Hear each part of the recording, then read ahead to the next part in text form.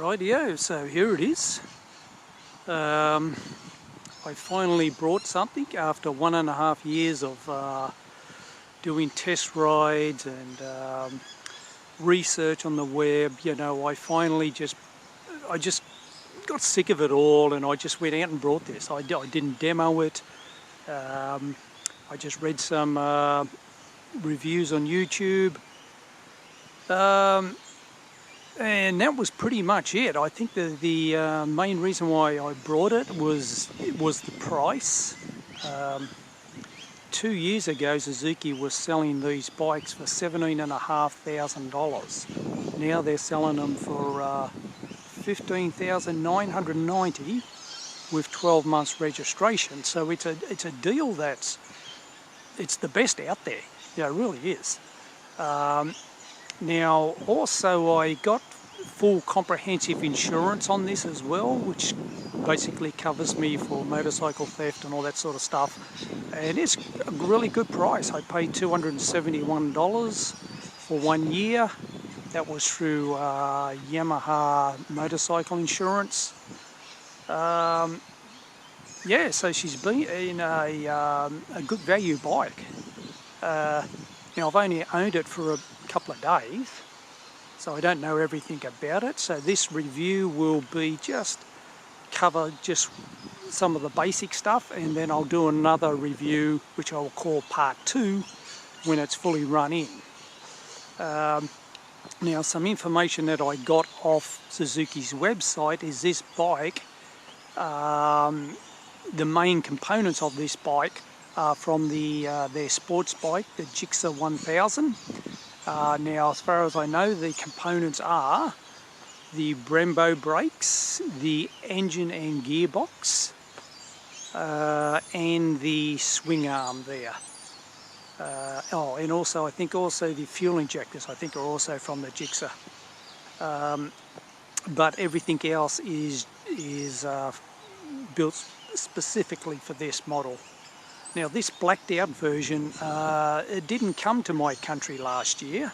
I don't know why they didn't bring it out, but thank God for 2019 they finally released it. This model is manufactured in May 2019, and the dealer tells me it is 100% made in Japan.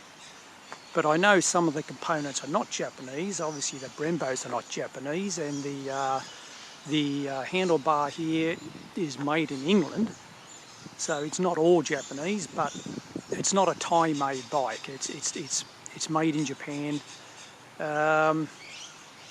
Now, there has been quite a few upgrades to this bike.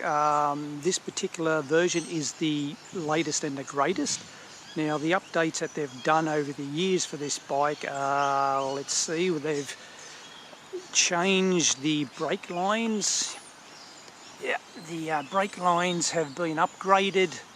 What else have they done to it? They changed the motor, some parts of the motor, to give it 5 horsepower extra. They put in a tinted windscreen. That was an upgrade. The clutch, this bike now comes with a slipper clutch. What else have they done to it? Oh yeah, they've played around with the mapping, engine mapping. They've played around with that, and I know for 2019 they changed some throttle components to smooth out the delivery of the throttle. Now, I can tell you 100% there was no problem with the throttle on this bike. So it's obviously done the job. Now, I'll try and review the bits that I've made an opinion on. So let's just, I don't know, let's start with these tyres. Dunlop are using the D214 tyres, which I had on my other bike, and I absolutely hated them. But I can tell you, these latest version of the Dunlops are fantastic. You know, I don't know if Dunlop changed the compound in the rubber, I'm not sure, but they're really good tyres and I'm 100% happy with them. The brakes, the Brembo brakes there, they're quite good. You know,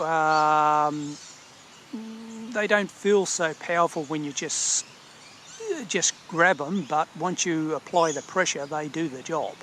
There's no issues with them. The suspension, I'm not 100% happy with the suspension. It's good over medium bumps, but when you start to get on bigger bumps or very bumpy roads, you do jump around a fair bit on the bike. I think the suspension could be better for sure. Let's see, what else can we talk about that can be reviewed? Okay, the ergonomics. This is a big plus with this bike. I'm only a little short ass and I can reach the ground reasonably comfortable. I get the balls of feet on the ground.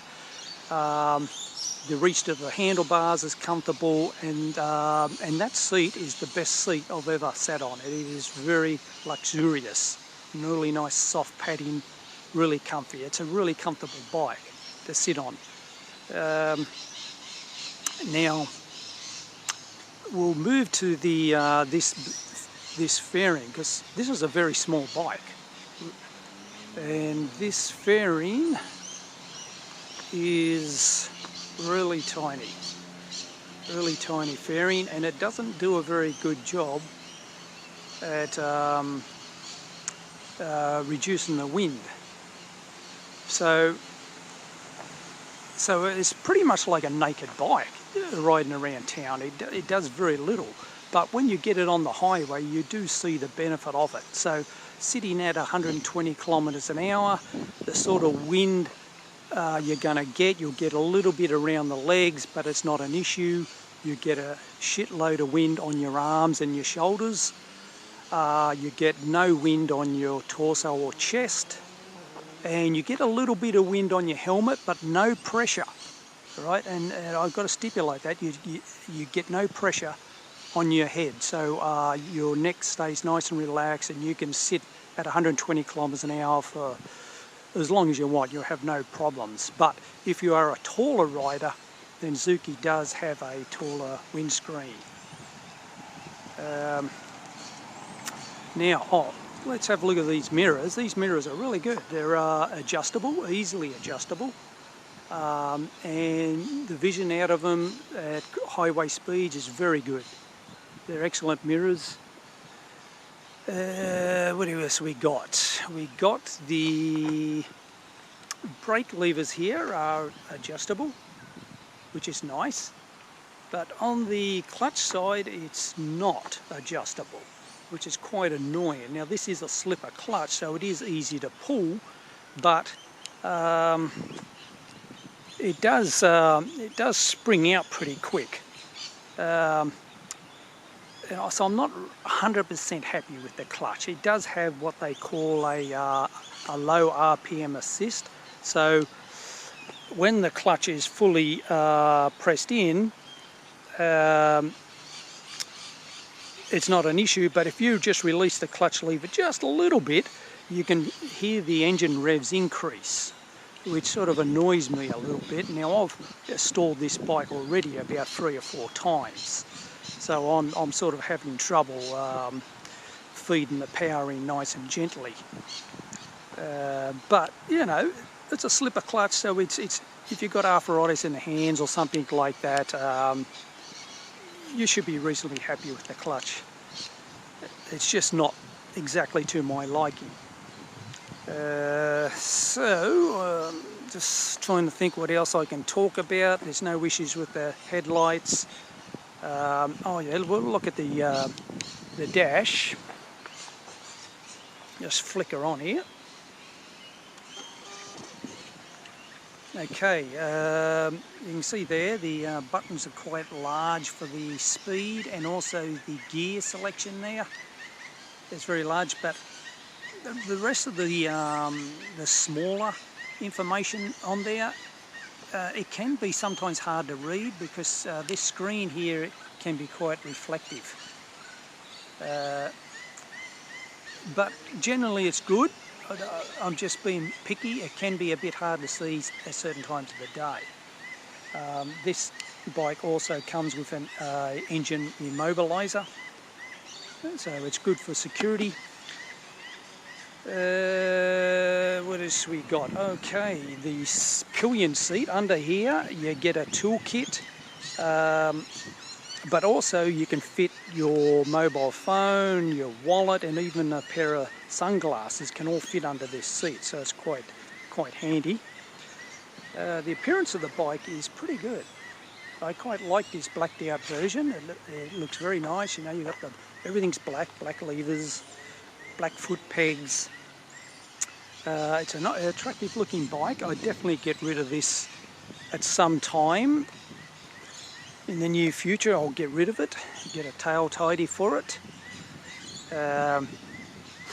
Overall, this bike, I'm happy with it. I can't wait till I properly run it in and really test this motor. I've only gone through 1 tank of fuel so far, and I got 50 miles to the gallon on the first tank. So that's really good for a 1 litre bike. The handling on this bike, now I haven't properly tested it fully, but it is absolutely phenomenal. It corners very nicely. It's a very light bike. It's easy to maneuver. It's a good bike.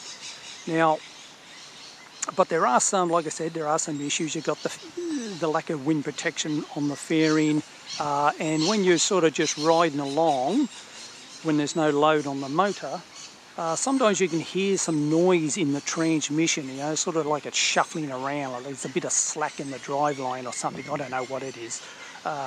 It's not doesn't affect the performance of the bike, but you can just hear something going on underneath and you think, what is that? So the bike sort of feels sometimes a little bit unrefined. But so far, you know, I'm happy with the bike, and I can't wait till it's properly run in, because I think this bike is an absolute beauty. I mean, what they're giving you, like some of the stuff is like first class. Like that gearbox on this bike is phenomenal. It's like I've never demoed any bike actually that's got a gearbox as good as this. So what you're getting on this bike, you're getting like first class handling, a first class gearbox, very competent brakes. The engine is not run in, so I can't really properly test it, but I think that's going to be phenomenal as well. But you know, I think Suzuki for $15,990, you know, I'm surprised they're not selling more of these bikes. Now this bike here was the last one. Actually, I got the last one in their warehouse. They've sold them all out already. Yeah, so anyway, so that will do for part 1 of my review, and in another 6 weeks I'll do part 2 and we'll talk about the motor, and I'll rate it out of 100 and compare it to all the other bikes that I've test ridden over the past year and a half. Okay, so that's it from Steve, so over and out. Goodbye.